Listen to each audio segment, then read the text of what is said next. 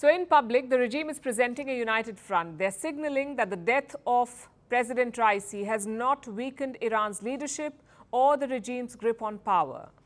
But behind the scenes, it's a completely different story. Power brokers are making swift moves. The infighting has begun. Some regime loyalists are positioning themselves to grab power and win support of the Supreme Leader. I'm talking about Ayatollah Ali Khamenei. He controls all the levers of power in Iran, from the government to the parliament, the judiciary and Iran's foreign policy. Khamenei controls everything in this country. He also dictates the outcome of Iran's elections. And yes, there is an election, but it's heavily rigged. For starters, not everyone can contest. You need a green light from the Supreme Leader. He signs off on all the candidates. The voting process is a mere formality. The result is predetermined. It will be the same for the next president. He'll be picked behind closed doors before the voters reach the ballots. So who are the contenders? The list keeps getting longer every day. These are the names we've already told you about.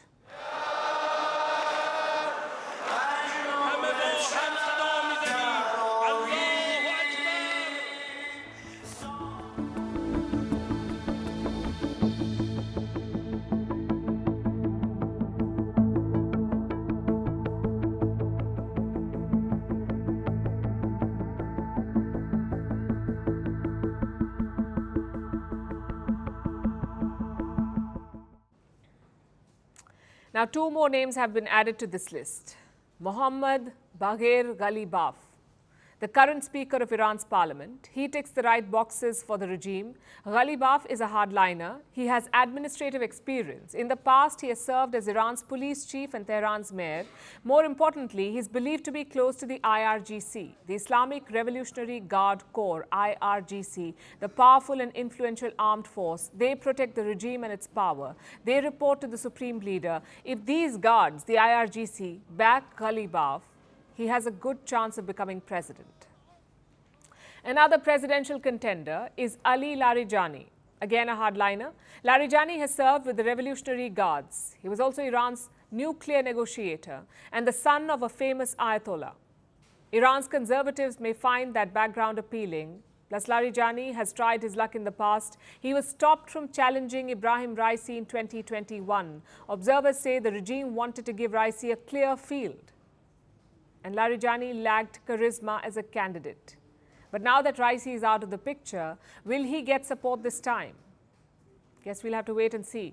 Meanwhile, one candidate seems to be losing support already. That is Saeed Jalili. We told you about him yesterday. Jalili has been a key player in shaping Iran's foreign policy. Like the rest of the candidates, he too is a hardliner. But the conservatives do not really like him. Some of them are trying to block him. They've sent messages to the Supreme Leader, according to reports. They want to block Saeed Jalili from contesting. But where does the Ayatollah stand?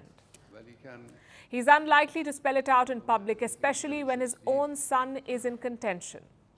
I'm talking about Mojtaba Khamenei. His name is being widely mentioned, especially in the Western press. He's being called a potential successor, not only to President Raisi, but also to his father, the Supreme Leader. However, Mojtaba Khamenei faces two significant obstacles. First is his profile. He's never held any public office. He has largely remained away from public life, so he's untested. He may or may not be able to whip up the same level of support as his father. The second challenge is this. Mojtaba's nomination would go against the principles of the Islamic Republic. In 1979, when the Shah was overthrown and the hardliners rose to power in Iran, they declared an Islamic rule. They said it marks an end to the hereditary rule of the Shah. Now, can those same men elevate the son of their leader? It would be very bad optics for the regime, and at a time when they already face a crisis of legitimacy. The system is also suffering from a domestic legitimacy crisis. They have just wrapped up their parliamentary elections, and there was record low public turnout. In the second round of voting in Tehran, only 8% of the population voted. The political establishment is going to put on a brave face. So it won't be an easy choice for the Supreme Leader of Iran. He must navigate a tricky minefield. He has to demonstrate stability and ensure a smooth transition. And to complicate matters, the Ayatollah does not have a lot of time. The election is barely 6 weeks away. We'll be tracking this story for you. Firstpost reports from the world's second largest continent. Hello, I'm Alison Lagrange. A very warm welcome from Durban, South Africa. We get you the news and the newsmakers from Africa. South Africa goes to the polls on the 29th of May.